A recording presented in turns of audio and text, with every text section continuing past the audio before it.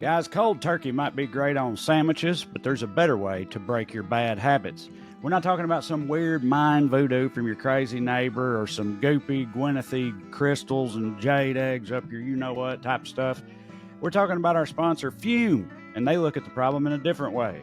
Not everything in a bad habit is wrong, so instead of a drastic, uncomfortable change, why not just remove the bad from your habit?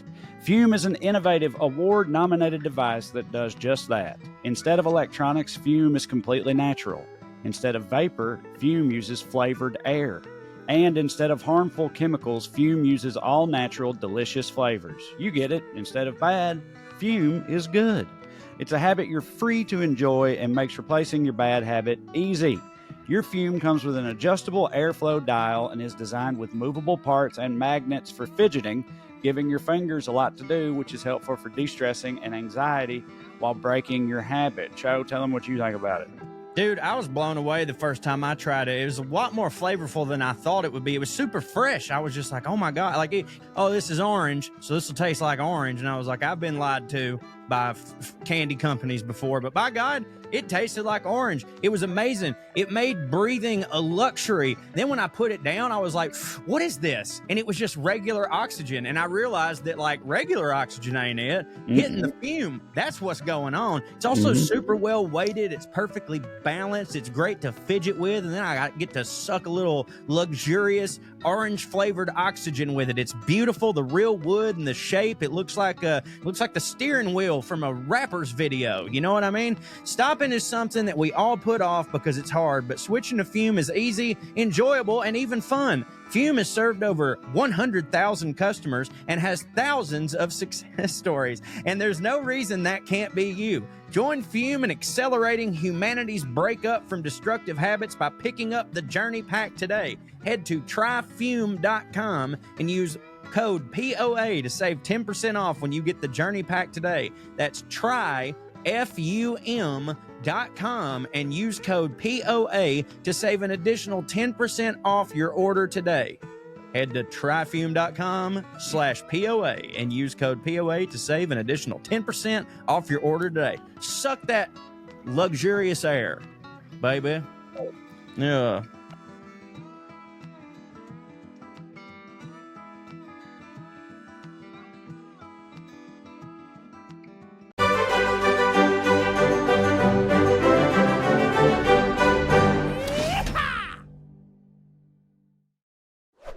What's up, Airheads? We're back. We're in the virtual Airstream studios. I'm back in a more familiar setting, as it were, although I'm a little worried about it. I've been telling y'all for weeks I moved my stuff into the adjacent room so I could leave my air conditioner on because it's been hotter than the devil's nutsack out here, and I didn't want to have to turn the air off to record.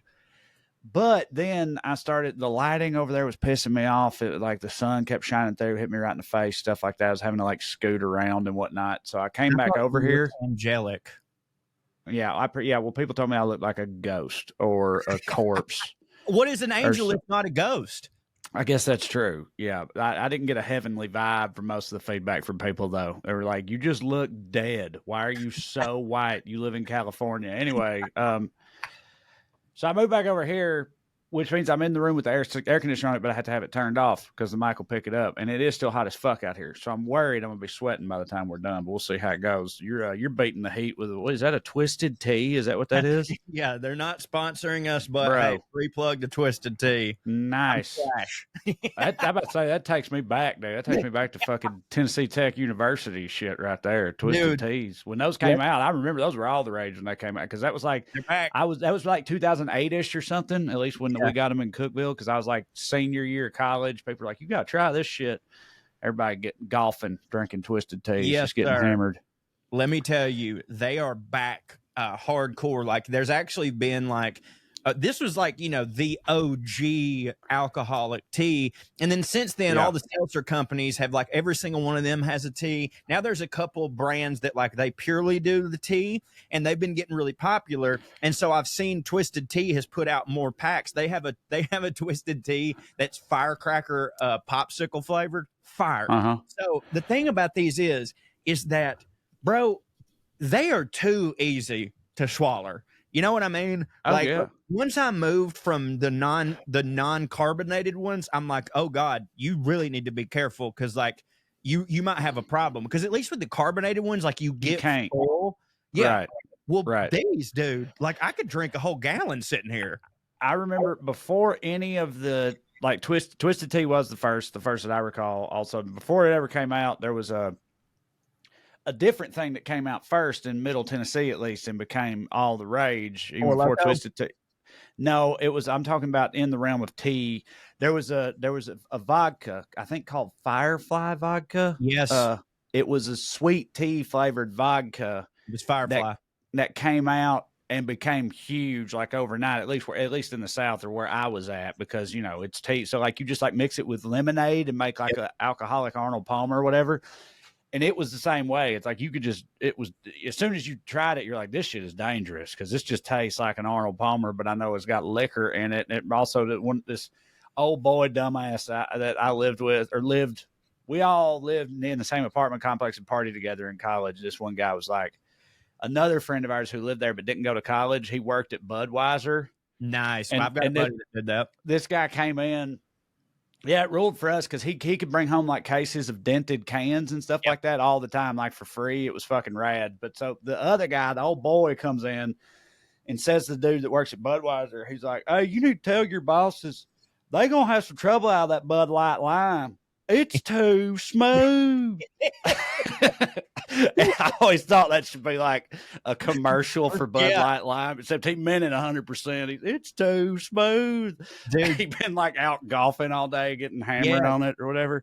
he's 100% right, because I feel like there's beers that are, I mean, these are more summery. They're better for outdoors. Like I love a cold beer, a cold regular beer. Do not get me wrong.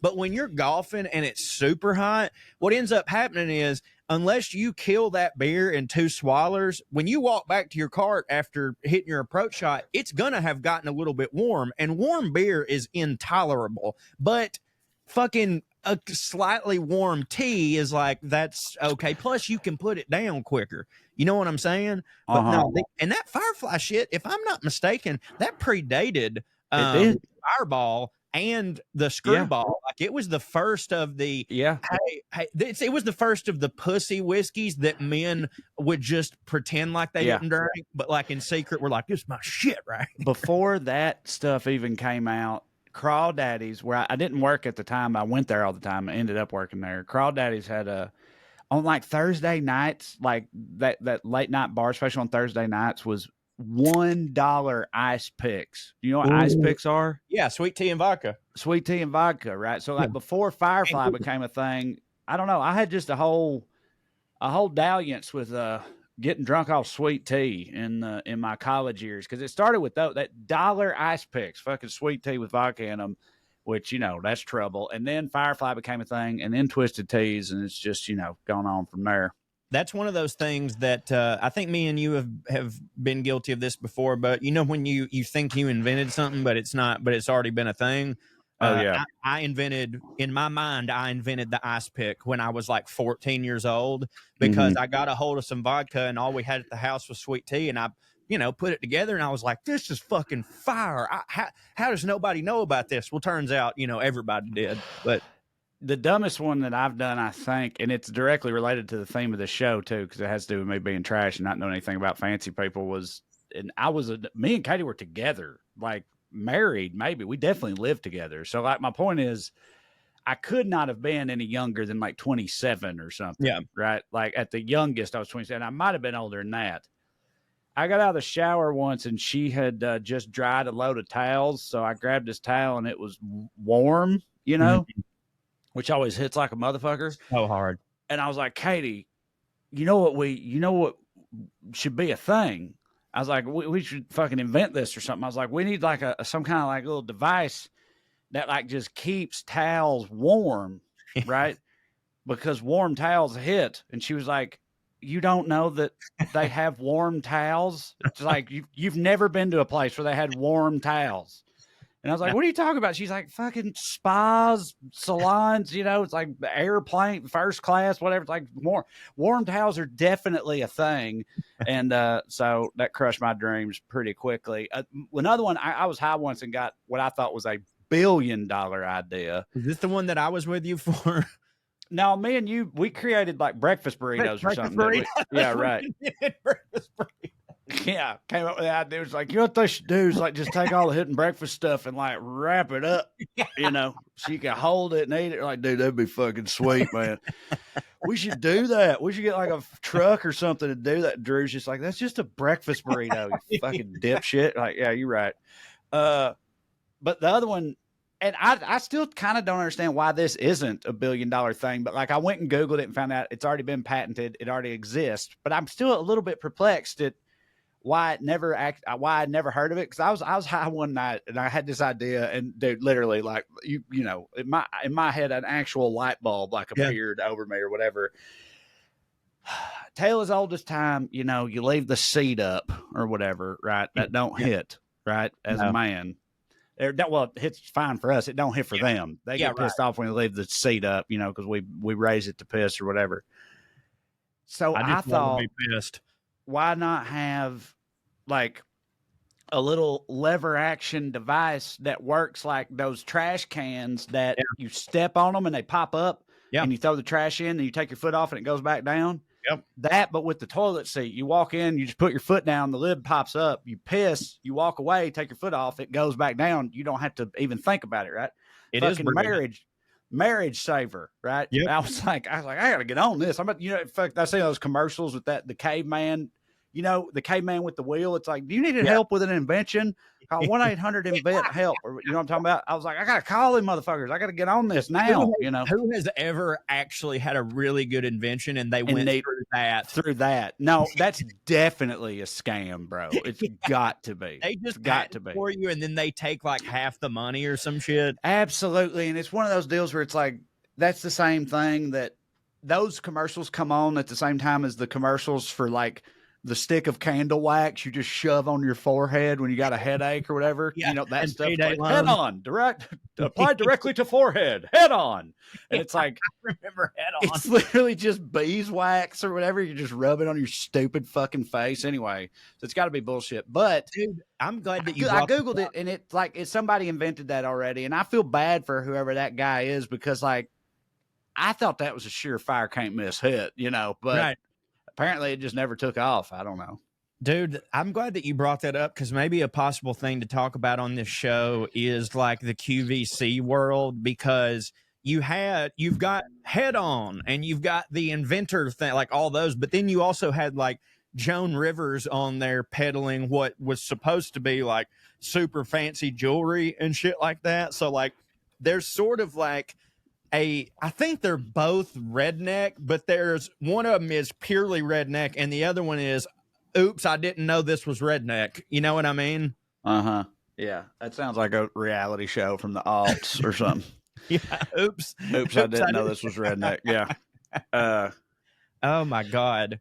Dude. Yeah, you're right. It is weird. All that is definitely trash, but some of it is. But that's like, again, that's come up a lot on this show. There's a huge overlap of like trash, not knowing they're trash and even thinking that they're fancy, and you know what I mean? Like commemorative plates, right? I feel like are a perfect example of like those are presented as though it's like, this is a high quality item. This is like bespoke shit here. Yeah. Fucking a plate with a rock star's face on it or whatever. It's like, that ain't fucking worse shit. But like, that's the stuff that our people think is fancy, Dude, not for nothing. And I know that people are going to love me just bringing up something we should talk about instead of actually talking about the thing. But I was thinking that a really good episode for us, because it's in that world, would be fucking Beanie Babies. I think Beanie Babies has a lot of crossover because, like, dude, all the trash people had them, but in their brains, they were making the most fucking David Axelrod investment. You know what I mean? That definitely came up, and I don't remember. I didn't just cover Beanie Babies. It was either about divorces or inheritances or investment or something. It was some subject like that where I talked about how like rich people got art and shit like that, and then trash people, they had Beanie Babies for a while. Or like fads. Did I talk about fads? I don't know. I was trying to that came up. The Beanie, but we've talked about Beanie Babies on here before for sure. But I mean, you know, I want to do a deep dive though on Ty, like the whole company, because I feel like there's definitely a lot of interesting shit. Is it Ty? Ty Beanie Babies. I always just assumed it was TY for some reason. No, just Ty. The dude's name was Ty. No shit. Yeah, the dude's name was Ty. I always interpreted that as TY for some. Ty Beanie Babies. I probably did too when I was a kid, but his name's actually Ty. And I in the early days of Bitcoin, I was trying to do a bit, and it's just that not enough people knew about Bitcoin at the time because it was super early, about how like when I was a kid, our Bitcoin was Beanie Babies, because I don't really see that much of a difference. All it is someone putting this thing out that's never existed and telling you that it's worth something based on absolutely fucking nothing. It's just, this will be worth something, therefore buy it. It also was like, it was kind of brilliant because it was built to exploit this thing that I feel like a lot of like mammaws, old Southern people and stuff have, at least in my family, like mammaws on both sides. There's this thing where it's like, something, if it's just old or whatever, or if there's just something about it, she'll be convinced like that'll be worth a lot of money someday. You know what I mean? And it's like, I can't tell you how many times I heard my mama say some version of like, that'll be worth a lot of money someday. Yeah. And it's like something from a Happy Meal, like a toy car from a McDonald's Happy Meal, or a box full of Indian money or something, which was just like, which by the way, Indian money was actually just these little like, I don't know what they were. Do you remember what I'm talking about? Did y'all have Indian money? No, no, like they're little, I don't know what they are. They're like little cylindrical things that sort of look like a stack of coins. Kind of. I remember those. But, and in Salina, all the old people, they called that Indian money. I don't think that Indians ever actually used that as currency. And also, I don't think it had any worth whatsoever. I think it was just like some oddly shaped rocks that people kept in shoe boxes because they're fucking stupid. But like, but it's like it was just always some shit like that. Be like, that's why it'll be worth something someday. That's an arrowhead, and it's like that's definitely not an arrowhead. Dude. You know what? Like, so Beanie Babies kind of, it totally makes sense, is what I'm saying. It was kind of brilliant because people are like want to. I remember my other grandma had this like box, or this like it was like a cookie case, a cookie box filled with like coins, but like not hitting coins, dude. Yeah, right. You know what I mean? Like Canadian nickels and shit. Yeah. But they were just different. Like, I got 45 wheat pennies in there. You know what them would be worth someday? It's like nothing. Well, the 1912, I'm pretty sure the 1912 wheat penny actually is worth something. Okay, well then she didn't have 45 of those. Yeah, right, okay? right, exactly. Like, no, there's got to be a reason for that. Yes, and that's 100% because of that. Right. She don't have one of those. Or didn't have one of those. Like there are these, like, you know, like if you find like a red seal $5 bill from '63 or something, there's these certain ones. But like you said, the reason that they're so valuable means that no, your grandma don't have 17 of them in a cookie box too, like that, like the ones that actually, even if it was one of the ones that hit, if it's been kept in an old cookie box with a bunch of other not hitting coins for 25 years, that's got to bring its value way down. You know what I mean? Like, sure.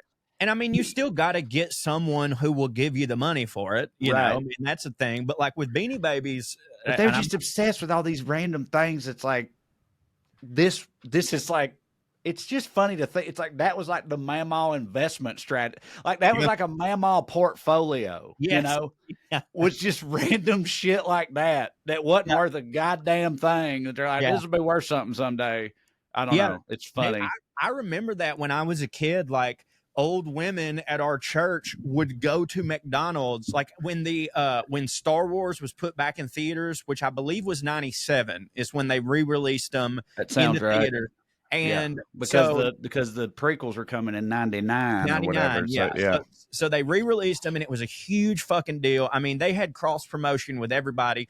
They had cross promotion with Pizza Hut, I remember, because I had all the glasses or whatever, which was cool. But as a kid, I wasn't thinking about it as investment. I was just like, fucking Darth Vader's on that glass. That rules, you know? But I remember they had a cross promo with McDonald's, I believe. And all these old ladies at our church were like going to McDonald's several times a day and getting Happy Meals and either eating or just throwing away the food. Definitely not. They weren't giving it to somebody unfortunate because they're from a Southern Baptist church. You know, they were definitely just throwing it in the trash.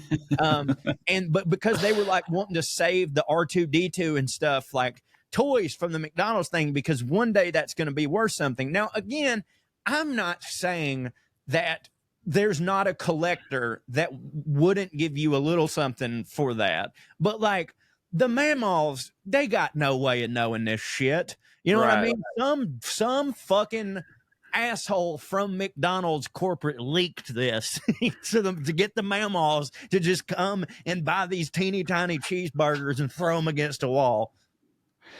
Yeah. I don't know, man. It's funny, but it's like, it absolutely was not just mammaws that got swept up in the Beanie Baby thing, though. You know, like, but I'm just saying, the most easily took. There's just a thing. Yeah, there's just a thing there that exists. It's like people want to believe in I don't know, that they're on to something. You know, like everybody wants money for nothing and chicks for free too. I mean, like, yeah, right, yeah, that too. Not just, and I would say in our area, it's a more sad reality. It's that like, this might be the only thing. Like I've tried the whole work really hard my whole life thing. You know what I mean? I've tried that.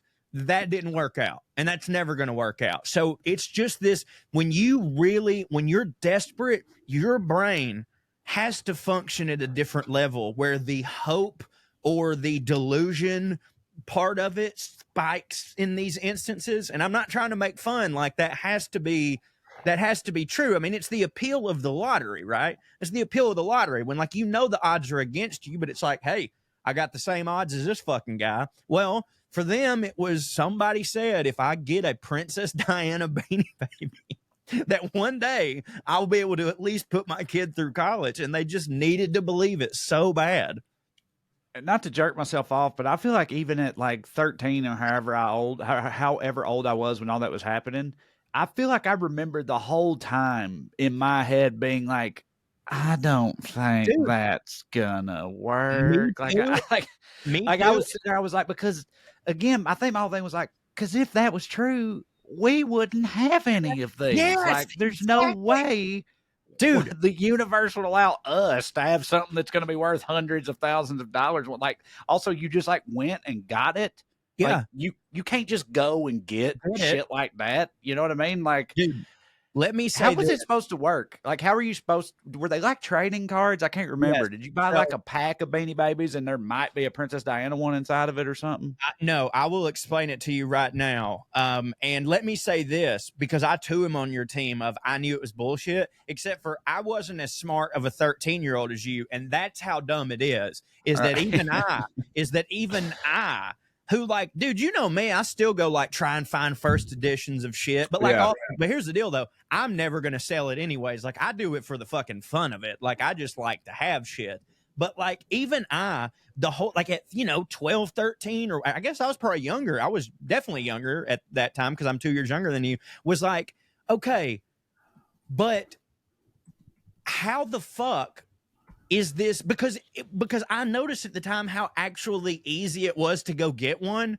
Like, it wasn't even like a Michael Jordan sneaker drop where it's like we sell out and then it's all aftermarket. Like, you could, like, every single lady at my church had the Princess Diana Beanie Baby. So it's like, how then their worth can't be like, even I'm stupid and I go, the only way something's worth something is if everybody can't have it and there's not that many of them. So here's how the whole thing, I think, worked in my very limited research. I do want to talk about Ty one day, but in my very limited research, it was literally just a Hail Mary sales tactic, because they sold these, their original bread and butter was these big toys, right? They were bigger regular stuffed toys. Their whole thing though was that they understuffed them because they wanted them to have like pliability. They wanted them to be able to like kind of move around and squish around, and they decided, they were like, hey, we need something we can sell quicker and cheaper, and they were like, let's make these teeny tiny ones,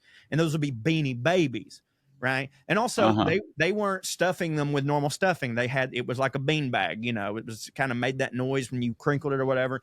And so they had these fucking Beanie Babies and they just weren't selling at all. And then at some trade show, one of the salespeople was like, they were like, what's the deal on these? Like, why do you have so many of these left? And they're like, you know, I don't know, but people don't understand. These are limited edition. And they're just fucking lying. They weren't limited edition. They couldn't sell them at all. It's weird that you just said that, because I was over here Googling some Beanie Baby stuff to try to figure out, did anybody ever make any money? Like, did anybody get out in time, make some money, whatever?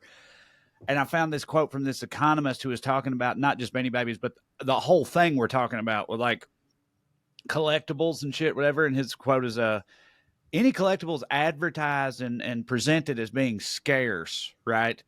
But in reality, there's a huge supply of stuff coming out each and every year for people to buy. So the economics is the stuff isn't actually worth that much at all. But that's what you're saying. It's like, oh, this is a limited edition or whatever. Right. And it's like how limited could it be? You know, right. if it's easy enough to find or whatever, but it's all just bullshit and marketing, or I don't know. If you can just get the public to buy into something like that. Yeah. It's the McRib. If the McRib actually hit, they would sell it every fucking day. They would sell it every fucking day if it hit. But what they are geniuses. And they were just like, we will take it away from everybody just long enough for them to forget how much it don't hit.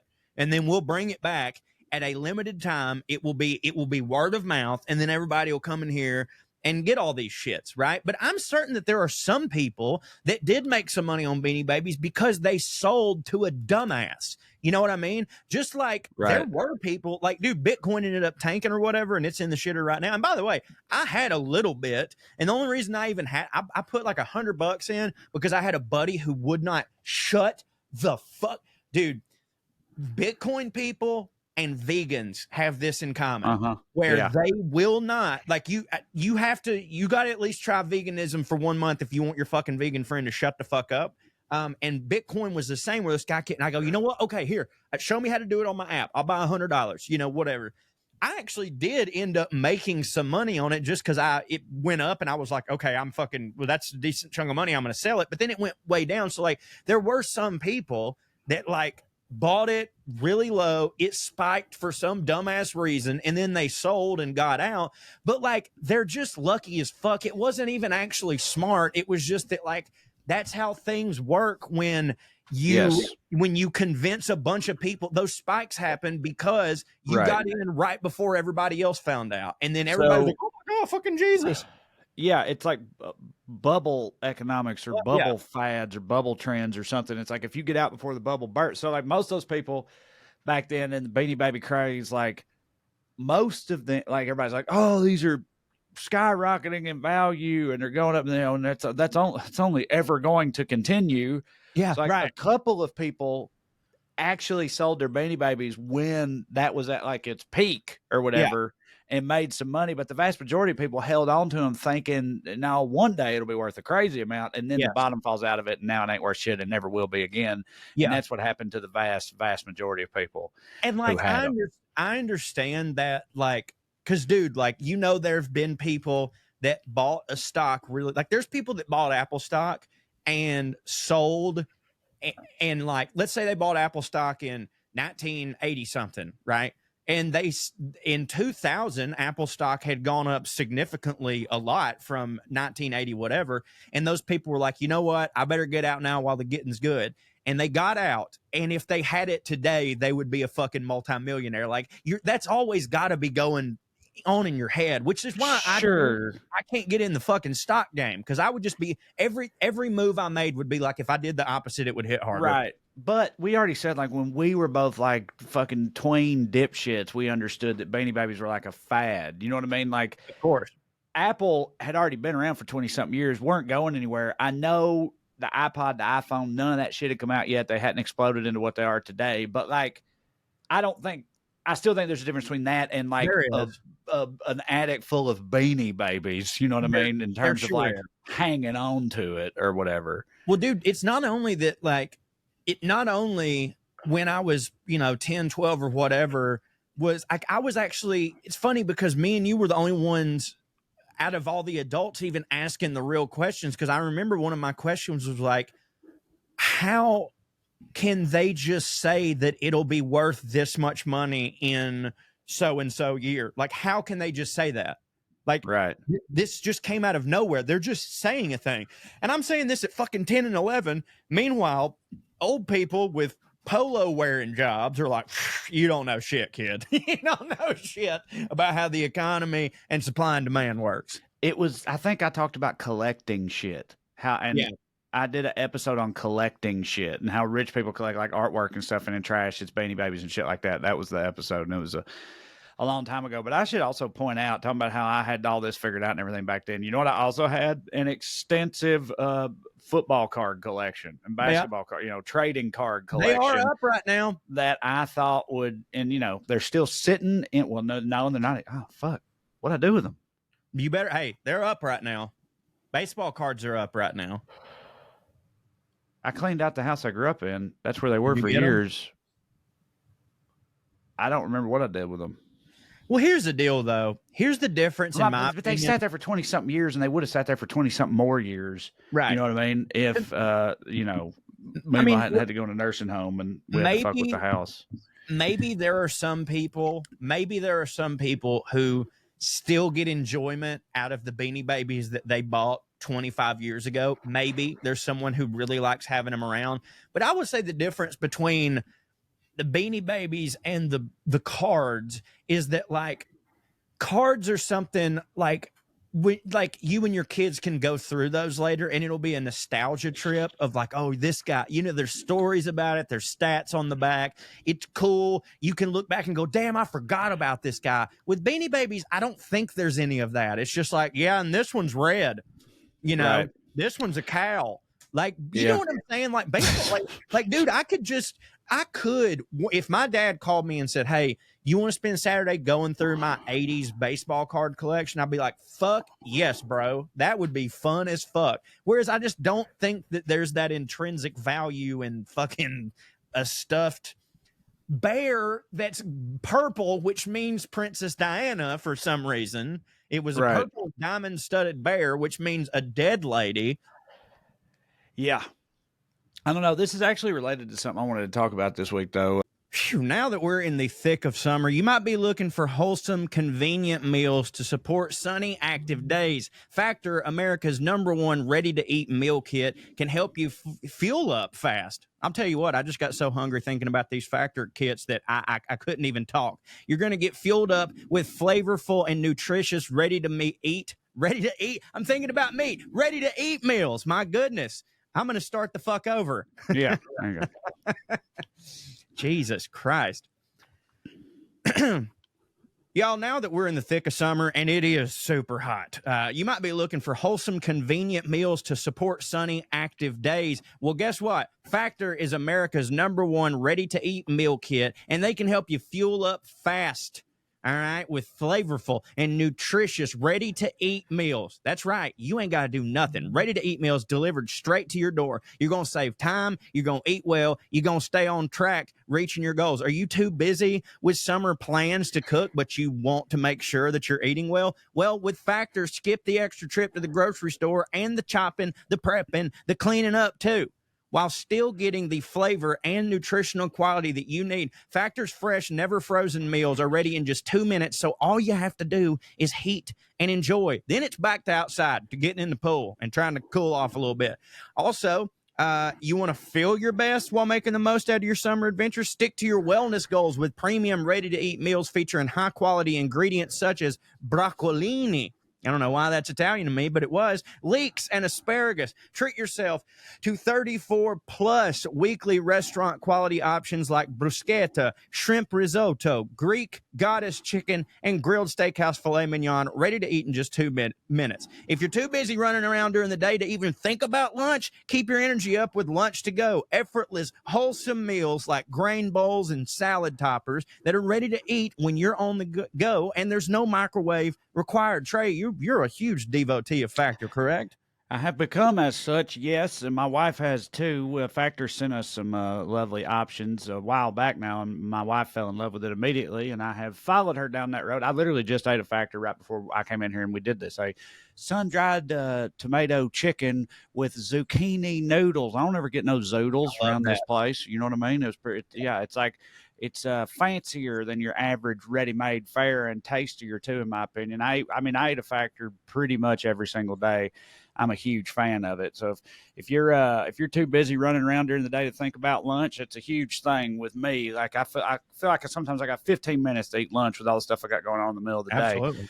Well, you can keep your energy up with lunch to go, effortless, wholesome meals like grain bowls and salad toppers, show to calorie smart, vegan and veggie, and protein plus. Prepared by chefs approved by dietitians, each meal has all the ingredients you need to feel satisfied all day long while still meeting your goals. And if you're looking to mix it up, you can add a protein to select vegan and veggie meals each week. Round out your meal and replenish your snack supply with an assortment of 45 plus add-ons, including breakfast items like the delicious apple cinnamon pancakes, bacon and cheddar egg bites, potato bacon and egg breakfast skillet, or for an easy wellness boost, try the refreshing beverage options like cold pressed juices, shakes, and smoothies. My sons love the smoothies that we get from Factor: vanilla cake, brownie, Me all the too. hitness flavors. With Factor, you can rest assured you're making a sustainable choice. We offset 100% of our delivery emissions, source 100% renewable electricity for our production sites and offices, and feature sustainably sourced seafood in the meals. So this August, get Factor and enjoy eating well without the hassle. Simply choose your meals and enjoy fresh, flavor-packed meals delivered straight to your door, ready in just 2 minutes. No prep, no mess. Here's what you do, y'all. Head to factormeals.com/POA50 and use the promo code POA50 to get 50% off. That's code POA50 at factormeals.com/POA50 to get 50% off. That's half. Can't beat it. I'm a big fan. Try it now. Yep, it's wonderful. And dare I say, Fancy. Looky here, y'all. I'm Trey Crowder, and me and my good buddy Corey Ryan Forrester got us a brand new book out. it's called Round Here and Over Yonder, and it chronicles our travels round here in America and over yonder in England and Scotland. So join us, two comedians and progressive hillbillies, Yes, that is a thing. as we wander about pondering the peculiarities of places we've ventured beyond Mamaw's front porch. From Chickamauga to Cheyenne, New York to New Orleans, there's something to roast, something to toast, and something to learn about that ties us together as humans. Round Here and Over Yonder, a front porch travel guide by two progressive hillbillies, is available now. Skid it. Mass hysterias, Ooh. which I don't know if I call the Beanie Baby craze a mass hysteria, because there was a direct rationality for that. Like, these people thought they were, going to make a lot of money off of it. Mass hysterias generally are things that defy explanation, but that big groups of people engage in. And I don't know that it's directly related to the theme of the show. The way it came up, though, was Katie sent me a link. She sent us both a link, and I've known about the existence of this for a long time. I even told her it may have come up on the show before, but I can't remember. But the dancing plague of 1518, and yeah. I'd heard about this before, but I read up on it again, and I felt like it was at least POA adjacent, because it's 100%. It's Middle old. Ages, and it's old, and it's people dancing around. But Dude, we've made so many things related to this show. But you know what this is? These things are the Beanie Babies of our show. They're related to this show because we fucking say that they are. We create it, So in 1518, in modern day France, which was then part of the Holy Roman Empire, which, side note, are you aware that the Holy Roman Empire is not at all the same thing as the Roman Empire? And also, No. in fact, the Holy Roman Empire kind of really didn't even hit, No, I'm not aware of that. So the Holy Roman Empire is more the church than the army of Rome and shit. Totally separate thing. And yeah, not I don't even think it's related at all, really. The Rome had already fallen. The juggernaut of the Roman Empire that we think of when we think of the Roman Empire, it had already fallen well before the Holy Roman Empire became a thing, and it wasn't really nothing all that special, I think. That's as much as I can say about it right now without looking further into it. I just know I Anytime somebody ever brought up Holy Roman Empire, I always thought that's like, oh, that's Me too. that's when the Roman Empire was like So holy. really holy. Yeah, exactly. I Yeah, know, yeah, right. buddy, Like with me too. yeah, Holy like Roman Empire, yeah, Batman. right, That's yeah, what I thought. yeah, exactly. But it's not at all. But Wow. anyway, in 1518 in modern day France, then part of the Holy Roman Empire, a group of people, and of course, from this time, there are multiple accounts of it, so it's generally accepted that this did happen, but accounts vary. So somewhere between 50 and 400, which is a big range, but 50 is a lot for what we're talking about here. Somewhere between 50 and 400 people randomly took to the streets and started dancing and Flash mob. refused to stop. Yeah, but it turned pretty dark because they refused to stop and they kept dancing for days and some reports say weeks, Bonnaroo. and many of them died. Bonnaroo. Like they danced until they died. I mean, yeah, you're right. Somebody does die at Bonnaroo every year, but those people are on drugs and it's real hot, and they're just hitting What these too hard. people die of? Just not eating and drinking? Yeah, and like dehydration or whatever. Like you can't just dance for days. You will die if you Yeah, dance that's for true. days. Outside Did or they otherwise. also leave their friends behind? I believe they did. Yeah, but if that's what they wanted to do, that sounds like the and they least could do safety that. dance.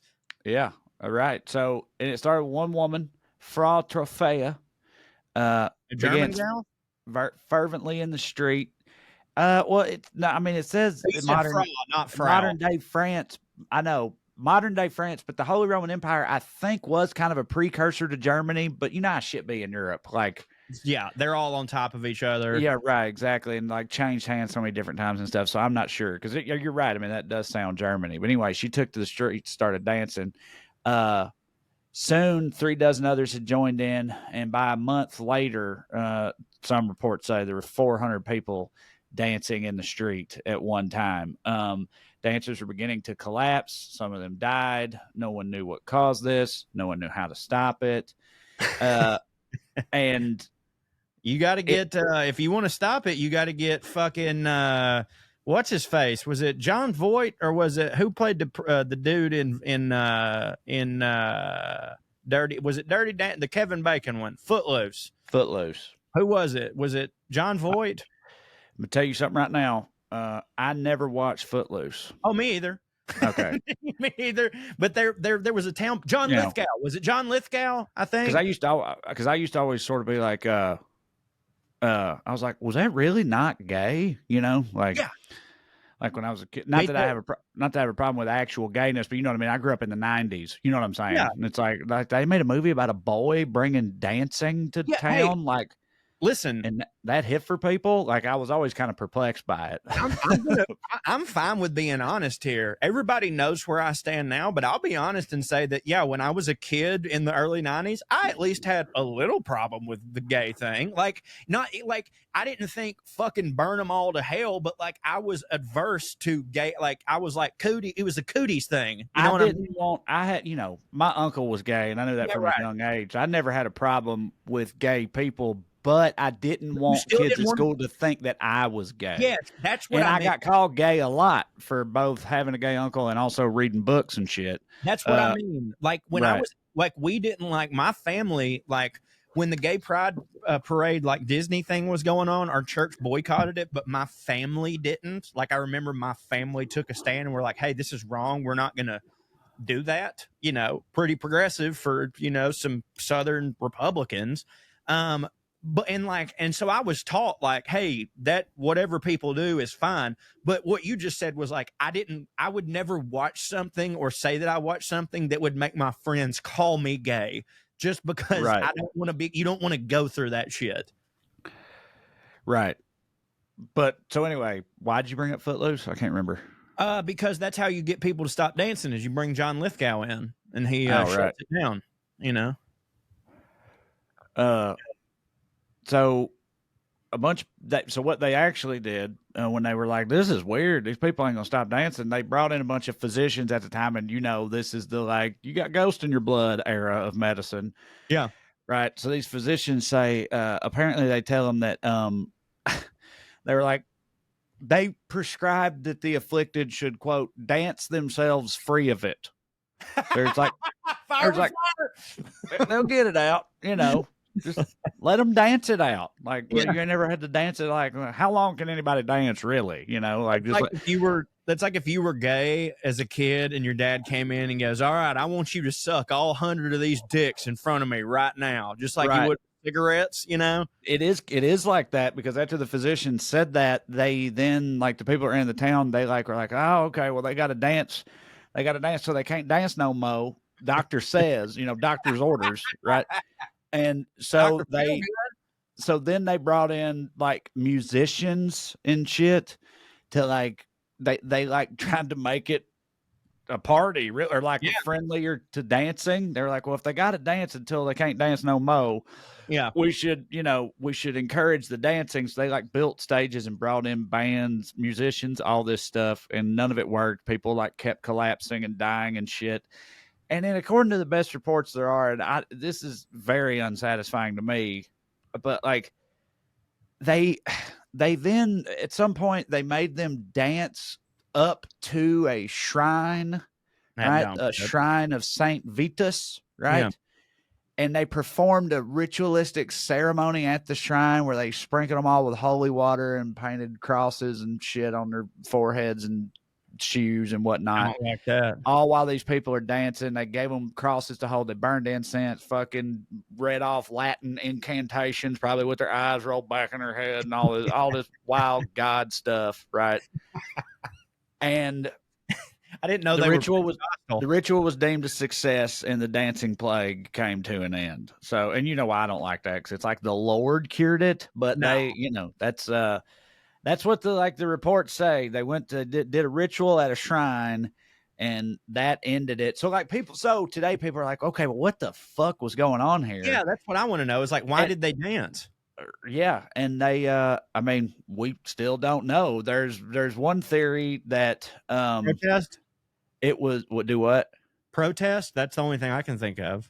Now, there's this type of fungus called ergot, ergot, ergot. Okay. I think it's ergot though. Ergot. Yeah, ergo. Yeah. Well, And it can grow on grains that are used for baking bread, and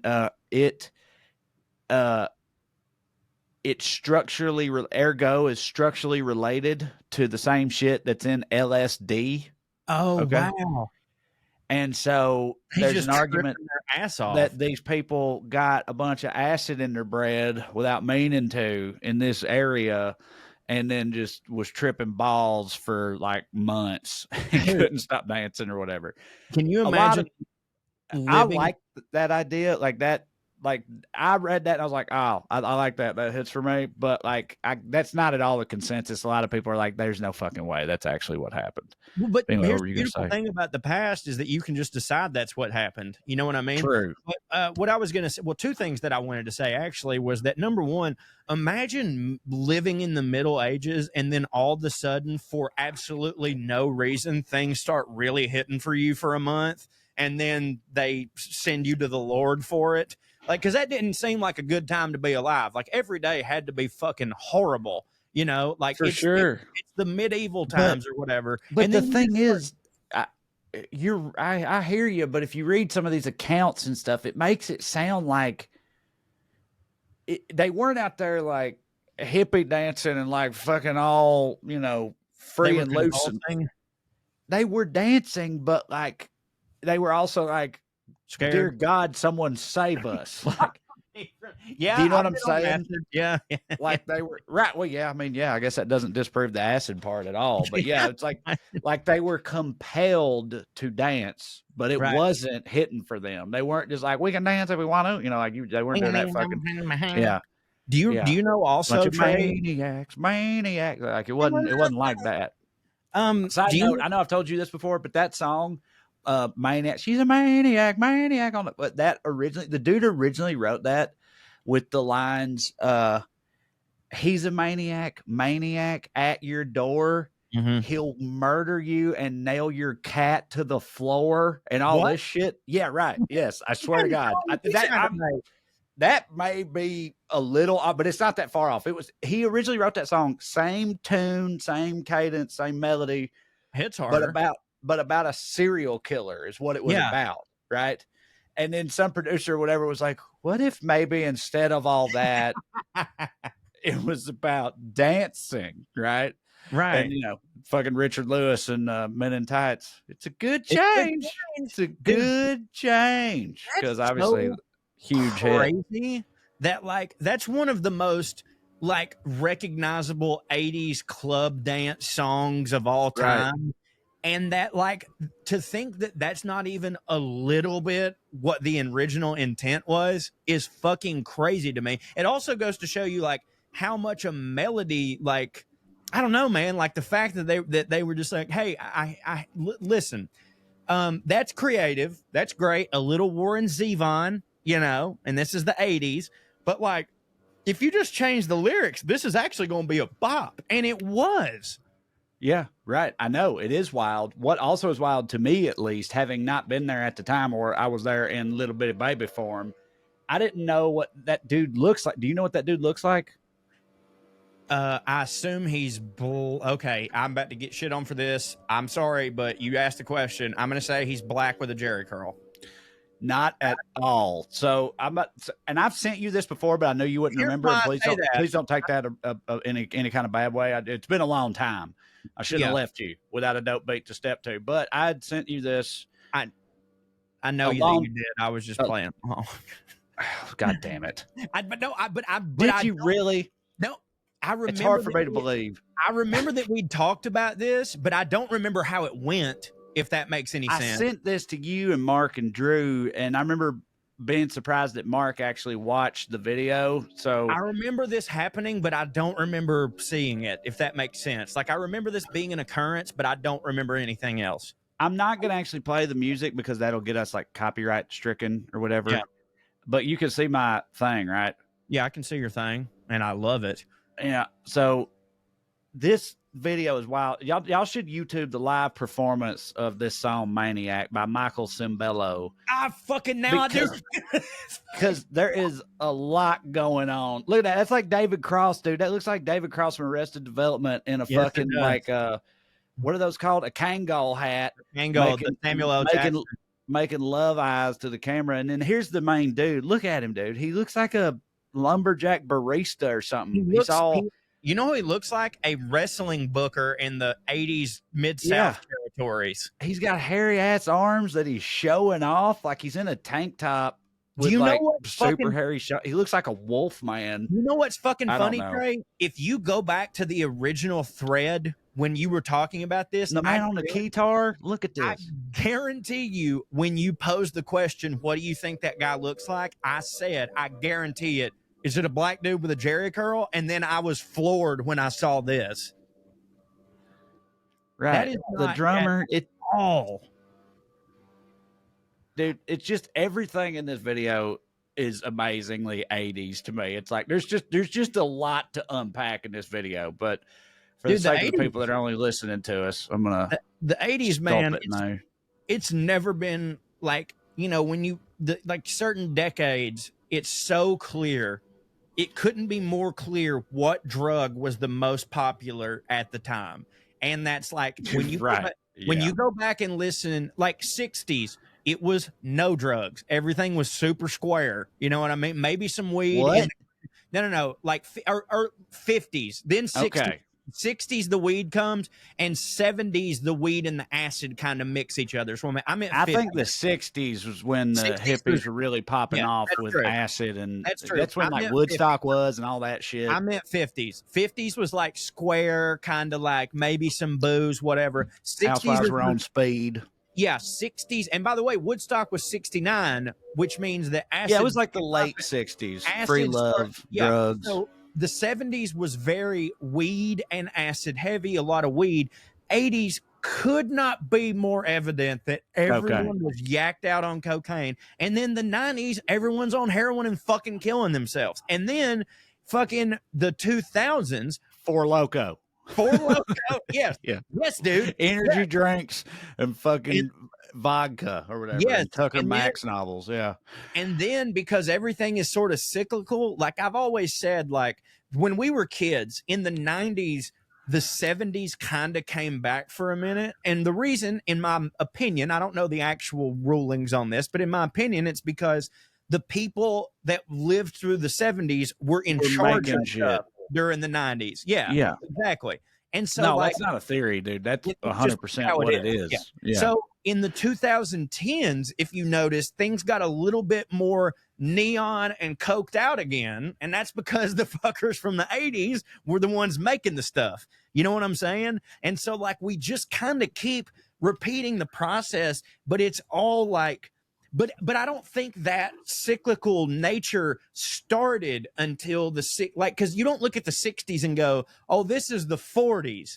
But you know what I mean? Like, it's almost like we turned on as a society in the 60s and was like, all right, now things are going to be this every 20 years on a rotation. It's just going to be a little different because instead of being pure this, it's going to be inspired by this, but with a little new flavor. Am I making sense right now? Absolutely. Yeah.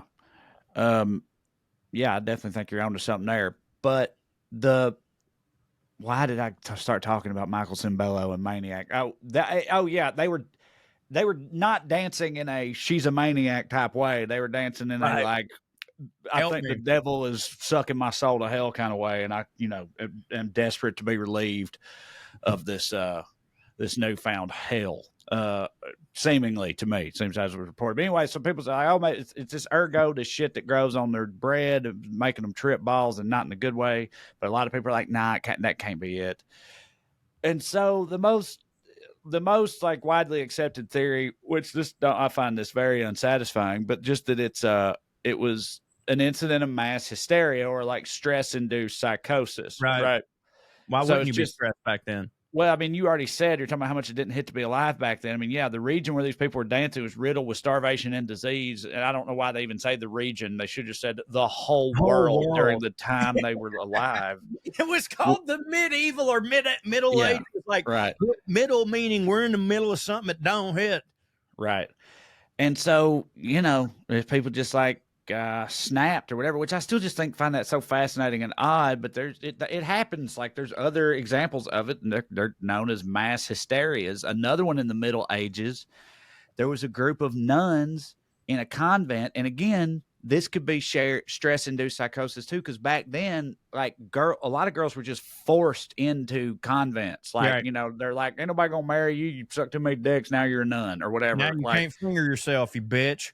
Yeah, yeah. So fucking get out of my face. You're never welcome here again. Go suck the Lord's dick, I guess. Like that used to happen all the time. And that didn't hit. Life as a nun didn't hit. That's like no life hit back then. But no, none. And then you pick the worst one. Like the only way to, like, everyone's life didn't hit, but there's at least a group of people that's like, at least I can sin. You know what I mean? Fucking yeah, right. Nuns. Like, the life of a nun back then demanded celibacy, poverty, and hard manual labor. Right. So don't hit. So anyway, there's a case also in present day France. A nun in a large French convent there stopped talking and started meowing like a cat one day. Mm-hmm. Soon others joined in, and eventually every single nun in this convent was meowing like a cat. They would meow together for several hours at the same time. They would, be fucking caterwauling and all this shit. Yeah, like I was going to say, do some caterwauling for me. You heard it. Yeah. You know how cats be. They're great. And you know how they fixed that? So they were just meowing and wouldn't talk, and like meowing so loud people nearby could hear it. It's like, what the fuck is up with all these nuns? And they finally fixed that. Do you know how they fixed that? The same way they did with normal cats. They tied their tubes. It's the same way they did with unruly women in the Middle Ages. They sent a bunch of soldiers in there to beat the shit out of them until they stopped. By the way, what I just said was not unwarranted. Used to, doctors masturbated. They tried to masturbate hysteria out of women. I wasn't. Yeah, just I know. We've talked about that on here before too. Okay. Yes, it was one of two things: either that or cane them. And in this case, they chose to cane them. Next door in Germany, also in the 15th century, a bunch of nuns in a different convent started biting each other and That's what's wouldn't up. stop. They eventually bit themselves out. The reports say that they eventually stopped biting due to exhaustion. Can I say something? This is what happens when you don't get dick down like Yeah, yours. You know what I mean? Like if the sure. same thing, I guarantee you, like a lot of priests or whatever at the time was, well, actually, we know what the fuck they was doing. And I would say that a lot of it comes from you're not allowed to get or give pussy, you know? Right. That ain't how humans are supposed to be. Like that I agree. insane urge that you have to fuck, God did not put that there to punish you.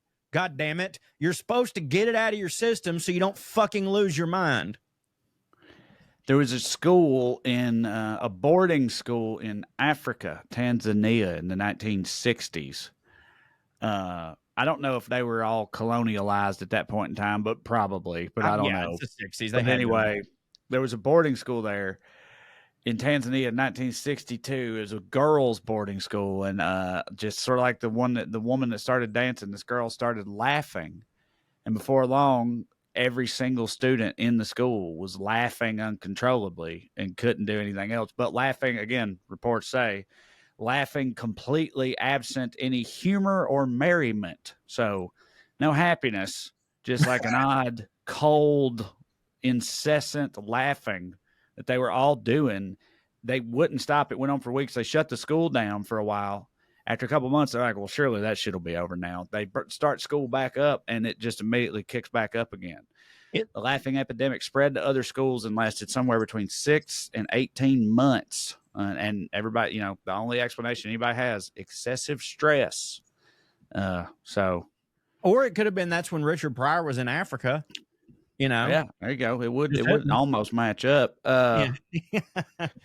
That's A lot of these are like cases of mass paranoia, is what I right. would call them, where it's Yes, like because people. laughter is not just something that happens when you're in a good mood. Like there is like, there's a science behind some laughs. Laughs come from a sense of fear sometimes. Like when you're being tickled or whatever, it's actually like a fear or something like that. It's like this release of, oh, I'm getting touched. And like probably the first laugh was some caveman almost got eaten by a pterodactyl and it barely missed him. And everyone laughed in relief, where it's like nothing was funny. Yes. That was a relief of tension was, Yeah, I've heard that theory before about that being the first ever human laugh, but I've always preferred the fart theory. yeah, But no, when I say mass paranoia, I'm talking about some other examples I haven't even given yet of times when like people, it was considered an incident of mass hysteria, but it specifically takes the form of like a paranoid delusion. So like there was one of the Halifax slasher in Halifax, England in 1938. Residents were being terrorized by a man racing around in the dark at night, slashing women with a razor. Right, there's an epidemic of these attacks happening, and the community was gripped with fear over the Halifax slasher. It eventually came to light that there never had been a Halifax slasher at all. really. Yeah, that none of that had ever happened. As the investigators questioned the victims, their stories collapsed. Suddenly, everyone began confessing they had actually cut or injured themselves, right? Either on accident or otherwise. There was 12 victims, 9 of which ultimately confessed that they had done it themselves.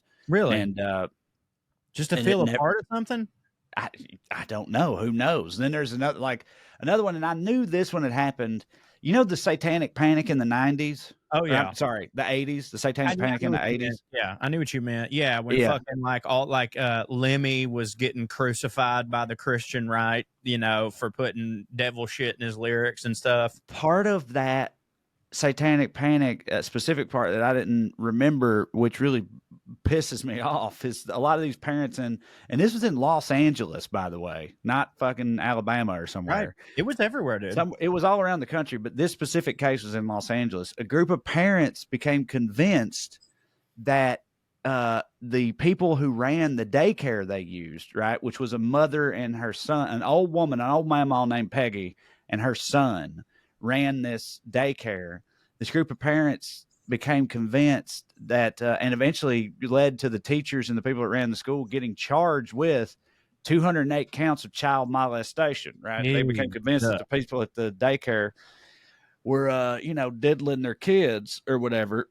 And what's truly wild is that when they interviewed these are preschool age children, right? And they were interviewed by child psychologists or whatever, and they gave firsthand accounts of being like participating in satanic rituals and drinking blood and seeing a baby being sacrificed to the devil, right? Like 4-year-olds are telling these stories, right? But it turned out none of that ever happened. Like none of it. Is this like their parents just telling these fucking stories? Because, by the way, if we're talking about in California, these are the parents who were children during the Manson murders. You know what I mean? So they probably had some scar tissue from living through that in California. I'm just throwing that out there. Yeah. I don't know. I'm saying a lot of these don't have like satisfying answers as to like, so how the fuck did that happen? But yeah, sorry, their parents got wrapped up in it, talked to their kids, convinced them I don't know. They're like playing along and who knows? I don't know. That's the thing with all these. They're like insane. Mass hysteria. It's wild. I have one personal firsthand account with what I would call a very minor case of mass hysteria. It don't touch any of the rest of these, but I've always thought it was wild. And like, I've told you this story before. That don't mean it's been a long time, and you may not remember it. And also, I don't think I've ever told it. I know I've never told it on this show. Maybe well read years ago, but like my only firsthand experience with any sort of mass hysteria at all came at a comedy show at Side Splitters Comedy Club years ago when I was hosting one weekend.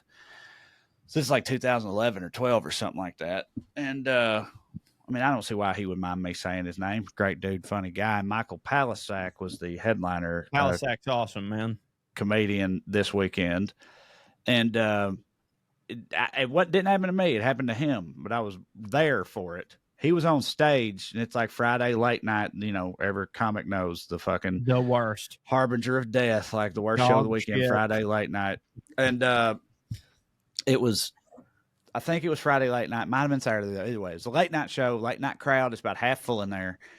They're fucking hammered. Now, there is a difference between late Friday and late Saturday. I just can't remember which one of the two this was. Like, it feels like a late Friday thing, but I actually kind of think it was a late Saturday show, but I'm not sure. Huh? I said, yeah, no, but both can get out of hand drunk for sure. One's just more depressing than the other. Right. So they're hammered, room's about half full. Palisak's doing okay. He makes some joke. They laugh. And then at the end of the laugh, you hear this one dude in the crowd go, everybody's like laughing, ha ha ha. And then at the very end, you hear this guy go, yar, right? and you could hear him and everybody could hear him. And so Palisak acknowledges it. And he's like, did you just yar like a pirate? And the guy was like, yar, right? And Palisak starts like riffing on him, and he's like, a little too much Captain Morgan, huh? Fucking whatever, like where's your parrot, bud? Making pirate jokes or whatever, which you're doing okay. People are laughing at it. And then he tries to just move on. And it was like, I'm watching it and I'm like, that was very well handled on his part. Like he acknowledged it in a very funny way that hit for people, and now he's moving on, right? But so he moves on. He tries to move on, get back in his material, and at the next punchline, that dude yars again, but now like 2 or 3 other people yar too. And he's like, what? He's like, you guys still yarring? He's like, okay, all right, pirate, that's funny, but it's whatever. He keeps going. Anyway, within like 3 or 4 minutes, the whole crowd, every single person in there, oh my God, is yarring like pirates at his punchlines, right? Like, not the whole time. Like, they're not just doing it incessantly. They're doing it with the rhythm of a stand-up crowd where the laughs should be. Instead, these people are yarring like pirates, right? And I was just sitting back there in the back like, dude, what the fuck is this? Like, never seen anything like that. Because we It all was know, literally every single person in there. They right? all were yarring, and it's like it was wild, dude. And he was Yeah, like, he was close to the end of his set. He wrapped up like 10 minutes early or something, and walked back there, and he was like, "Dude, what the fuck was that?" I was like, "Buddy, I don't know what to tell you. because it's hard enough to get a crowd on rhythm just laughing, like to have a crowd on rhythm, everyone's, and you get those nights where like everyone is paying attention, no one's on their phone, it's a great crowd and everyone's laughing at the right time. But to have that fucking crowd like all go, we know something y'all don't know, we're yarring, that's crazy I know, and yeah." depressing. I feel so bad in hindsight for Michael Palisak. No, that's the thing. It's like, just for They if thought anybody's they were unclear, hitting. like it did not hit. Like if Of you're course like, not. it didn't hit for him, it didn't hit for me. Again, I thought it was wild, but I was sitting back there the whole time, like, God, poor bastard. Like Yeah. it wasn't like cool or funny. It was No. off-putting and strange, is what it was. Everyone in the crowd decided we're the show now. Yeah. Like we're gonna yar like that. That is, I've never had anything even remotely close to that happen. No, because usually even if you got a couple of assholes in a crowd or whatever, it's like it divides the audience, or like the whole crowd hates you or whatever that happens. But they're like, they just sit there in silence or, boo, get the fuck off the stage, whatever. Sure, you'll have that. Yeah. But this was something else. I wonder if like those, I mean, surely, dude, if we're talking about it, those people from that crowd all these years later have to still tell their friends about the night that everyone yarred. Yeah, maybe. I don't know. They might also like, I don't know. Not remember it? I mean, they definitely, a lot of them were drunk, but it's hard to believe they were all that hammered drunk. And it's like, so maybe just the hammered drunk ones were like, we're all pirates now, this is fun. And the other ones were all like, felt obligated to, I guess we're pirates. I don't know. But like, yeah, it was. Peer pressure is crazy. Peer pressure is crazy. It do be. It do be crazy. Hey, by the way, speaking of theories on like how things happen, this goes back to your ergo thing. Did you know that that's similar? That's the leading theory on the burning bush in the Bible. I heard a version that was like, we now know that like magic mushrooms grew around that area. Mount Sinai or whatever. Oh, look at you! You knew Mount Sinai. Tripping balls, yeah. So, that hits for me. That does hit for me, and I like to buy that. It's like, hey, Moses was out there; he was hungry. Jew got to eat, and he just started tripping. He was like, "God damn, that bush is God," because we've all been there. Yeah, sure. So I've run my mouth this whole time. We got about 10 minutes left. I gotta go get my kids from school. So what do you want to do? Well, I did want to tell you, I had, because I think this kind of relates to the show in a way, because I think that we've talked about it before, the Venn diagram of fancy people, British people, and rednecks having bad teeth. I went to the reason that I didn't have anything prepared today is because I went to the dentist and I had a cleaning and it was at 11 o'clock, right? My appointment was supposed to start at 11 o'clock. I really assumed, I was like, I mean, dude, if they start at 11, which they did, by the way, I was like, I'll be out of there by 11:30. It's a fucking cleaning. Dude, it took these motherfuckers 2.5 hours to clean my fucking teeth. And they didn't even hide. Like, they weren't even like trying to not out loud talk about how much my teeth didn't hit. Yeah. Like, you know what I mean?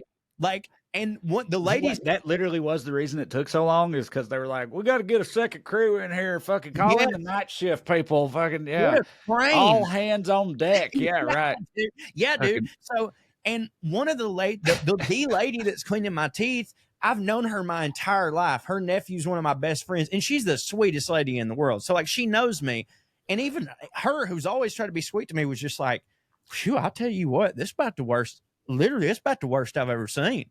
You know? And I was like, oh, okay. And she's like, and so she's asking me, and she's like, when's the last time since your last cleaning? I said, well, the last time I was at the dentist was 10 years ago.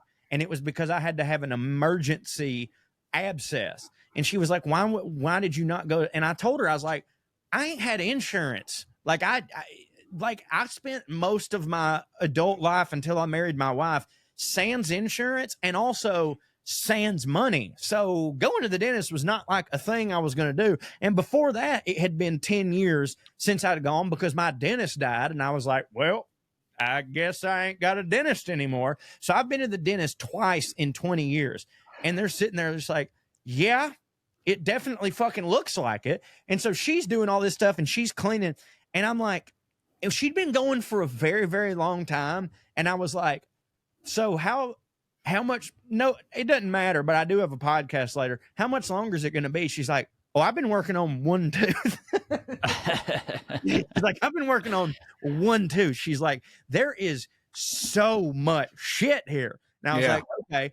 So a couple hours later, the doctor comes in, and I've never met him in my life. Now, he's my wife's dentist, but I know her. I've never met him. And I'm thinking, okay, she was being frank with me because she knows me and she knows she can be that way. Well, she took a bunch of x-rays and stuff. So he comes in, he's like, hey, how you doing, doctor? I won't say his name. Doctor, good to meet you. And he goes, let me see these x-rays. And so she hands him the x-rays. And I swear to God, this dude goes, Jesus Christ.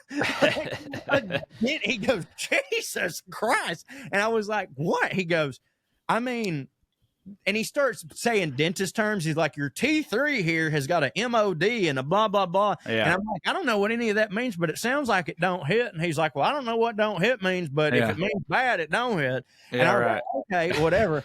So how many cavities do you think I had? First off, how many? No, 7. You went way over. I had 7. I had 7 cavities. And he's like, we're going to get all these fixed. And he goes, obviously, this was just to clean them. We need to schedule you back to have these cavities fixed. And I was like, okay, so when do I need to come back in? And he's like, well, it's going to be 3 separate appointments. Yeah. You can come back in 3 fucking times. He goes, because one of the appointments is just going to be on that tooth right the fuck there. Like, that's going to be a whole day just working on that tooth. And what's crazy, though, about how genetics work, because I was like, he goes, I mean, he goes, you need to start brushing your teeth. And I go, Doc, I'm not kidding. I literally brush my teeth 3 times a day. He goes, well, you got to floss. I go, I literally floss every day. We have floss. I do all this stuff. And he's like, well, goddamn, I don't know what to tell you, but like your teeth just about beat all I've ever seen, you know? So that, by the way, people in the Skuniverse, airheads, that's why I don't have anything prepared this week, because a cleaning that should have taken 30 minutes took about 3 goddamn hours. Bro, I don't know how you just had to sit there with your mouth open for like literally 3 hours with no. They gave you nothing. I couldn't get them. They give you no laughing gas or nothing. I couldn't have them give me that because I had to drive myself out of there and go pick up my son. Like, they offered it to me, but I was like, wait, if you give me this, I can't drive, right? And they're like, no, you'd have to have somebody take you. And I was like, I can't do that. My wife is in school and my kid is at my sister-in-law's, and I got to go get him. So regular human beings may not realize that when you don't have a teeth cleaning for a very, very, very long time, a teeth cleaning like hurts. It's uncomfortable. But I've never sat there through one for literally 3 hours. I mean, that's hardcore and torturous is what that is. It was painful, man. And being honest with you, I think it's like you get a new kind of strength when you're a dad, you know, like you can just like put up with a little bit more. Cause like old me was a pussy, but like the fact that I was like, I could get drugs, but then I would be putting my child at risk when I went to pick him up. I was like, I just got to fucking deal with it. But anyways, yeah, I've got like confirmed. I'm sure that everybody assumed it, but I have some of the most trash teeth. By the way, crypto's up. I just got a notification, up 5%. Fucking A. I have some of the most trash teeth in the world. Would you like me to get some airmail? I know we got to get the fuck out of here. Yes, please. Okay, this is from Stuart. Subject line, backstabbing. Hey, air folks, you always have the Venn diagram of classy and red. How about backstabbing? Been subject to that recently and would love to hear how I'm not just trash, but the upper crust works this way as well. I know the whole royal thing, but maybe you could do a deeper dive. Love y'all. What do you think about that, Trey? I think it's a fantastic idea. I agree. It's another one of those, it's like, that's definitely just a human nature thing. But as Yeah. you've always pointed out, it's like it doesn't have to be something exclusive to the two groups. We could just That's talk about what how I've the two always groups felt. engage in it. Yeah, right. So Instead of looking at it as what you're saying, it's just like, just take a subject and go, how does the trash yes, react to this versus how does the fancy right, react to it? Yeah. right. Second one, subject line, what's up, motherfuckers? Hey, y'all, I discovered your podcast from the dollop. I listened to the first episode of POA and then proceeded to binge listen until I caught up. Fucking hey, man, you've really done some listening. Jesus Christ. Yeah. I'm a truck driver, so I have lots Hell of yeah. time to listen. Hell yeah. I was super bummed when I caught up and now have to wait until Friday to hear the latest episode. I am the definition of Florida trash. I party at Mike Busey's Sausage Cattle. If you've never heard of it, look it up. Pretty much a raunchy Playboy mansion. I hang out with Florida's craziest redneck stuntman, do plenty of stupid shit like partake in Roman candle wars naked. I have a new car, but I still find myself driving my 2000 Mustang missing a window with no AC. Out nights like it's something special. Just wanted to take a minute to let y'all know how much POA hits. Also, fuck squirrels, whether they have the ability to love or not. Whether they have the ability to love or not. Your friend Spence, feel free to use my name if you read this shit on the podcast. Spence, you rule. Spence does indeed rule. I agree. We don't have time to get into it right now, but I've already looked up the Sausage Castle in Florida, and I put it in our doc. I put a link in our doc. Good. We're gonna have to revisit that next week because it definitely looks like it's worth talking about. And we have got time for one more, and I know that there's a lot of you who are like, you've never read my message, and you're gonna read a repeat sender. I always have to read ones that are critical of me because I feel hypocritical if I don't. Hypocritical, yes. Hypocritical. Yeah. It's both. Subject line, for fuck's sake, Corey / Barbie shit. Hey, Ooh, boys. okay. Hey, boys, it's your friendly Mexican correspondent, Lady S, here to shit on Corey a little bit. I love you, Corey. It makes me smile to hear how you talk about fatherhood. It really is nice to see you settle into and honestly thrive as a parent. So back to you being dumb. Please, for the love of God, just listen to the podcast, The Barbie Tapes from LA, made on NPR. They are hour-long episodes, so you can blow through them quickly while you go on your daily jog. You get so many things pretty close, but so many things wrong. I wasn't going to say anything, but holy hell, it's been 3 glorious weeks of you almost being right about the most famous doll in human history, and it's driving me fucking mad. Ruth Handler was not perfect, but she didn't specifically try to fuck over the stockholders. She herself was the largest stockholder, so any improprieties with the accounts would have affected her the most. Her finance team told her next quarter's sales will pick up, so here are the projections, and just list those as the profits. That way, the stocks won't tank after a small hiccup. She listened to them like a dumbass, which I assume she meant like you, Corey. And when sales didn't recover, they anticipated, she got caught cooking the books. They had a few flops, and they had expanded the company into several other toy lines and ventures that needed time to take off. Unlike Barbie, that had been an instant hit. Because let's be honest, baby dolls are boring to play with ad infinitum. Girls like variety too, and Ruth understood that.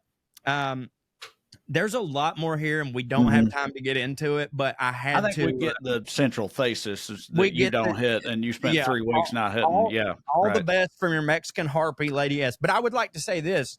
To me, and I told y'all in the first episode, all of my info came from the episode The Toys That Made Us, and I wrote it down verbatim as I heard it. So, listen, I'm fine with being wrong.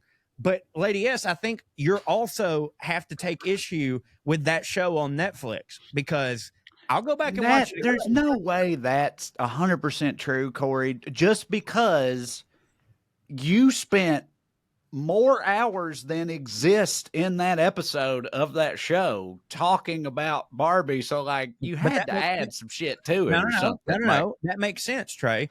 The song Freebird is 4 minutes and 58 seconds long. But if me and you were to talk about it, it would take us longer than that. I know, but I'm just saying I don't know. It just felt to me like we there was a lot more information we covered than what could be in one episode of a show. It seemed to me like. Sure. I go off the cuff every now and then, for sure. But I'm just saying, like, I bring up one fact that took 30 seconds for them to tell me in the episode, and then me and you discuss our theories and shit. Now, if I was wrong on a theory, well, then fuck me. Right. But at least also you need some secondary and tertiary sources, Corey. You need to cross check your references. I couldn't agree more. You know? I'm not ever going to do that, but I could not agree more that I need to do pick one thing and be like, this is the thing. And then I'm going to do my whole thing based on this, you know? Well, listen, again, I agree with you. And sometimes, listen, most of the time, I had no fucking idea this was going to be 3 episodes. I really didn't. I really didn't. Most time I read a book. I listen to several podcasts. We do have to go though. We do have to go. Trey has to go pick up his children. I have to go pick my children up. Hey, listen, you can pre-order our book right now round here and over yonder. You can do it at TreyCrowder.com. You can also do it at CoreyRyanForrester.com. But by going to TreyCrowder.com, you can also find dates. Trey, where the fuck are you going to be? I'll be in Austin, Texas at Vulcan on September 15th and 16th in a 5-night, 5-city run through Ohio right after that. And then a bunch of other places coming up shortly. So, yeah, come see me, TreyCrowder.com. Pre-order the book. Fits. Yeah, please go to CoreyRyanForrester.com because on there you can find my Substack and I'm doing bonus stuff there. It's $5 a month. It's super worth it, though, especially just for on Sundays. Every Sunday, I do a Sunday sermon. It's a Sunday sermon with Pastor Petey Perkins. Pastor Petey Perkins lays down the good word for you every Sunday. And then on Tuesday, we have Tuesdays with Corey, which, of course, is a story. This next week, it'll be a detective from that was in the Civil War that now has a pet possum, and he solves crimes in his small town. So, yeah, CoreyRyanForrester.com. Go see Trey on the road. And above all, please stay fancy, motherfuckers. Here's Lydia Lovelace. 1, 2, 3, 4. 1, 2, 3, 4. Royalty and rednecks are alike. They both like cutting and picking fights. Biscuits and baked beans where they don't belong. Sit on down with Corey and Trey and learn some fancy shit today. We'll laugh a little even when they're wrong. They'll take you to a magical place where if you call someone a cunt, nobody cares. They keep it debonair at putting on airs, putting on airs, putting on airs, putting on airs.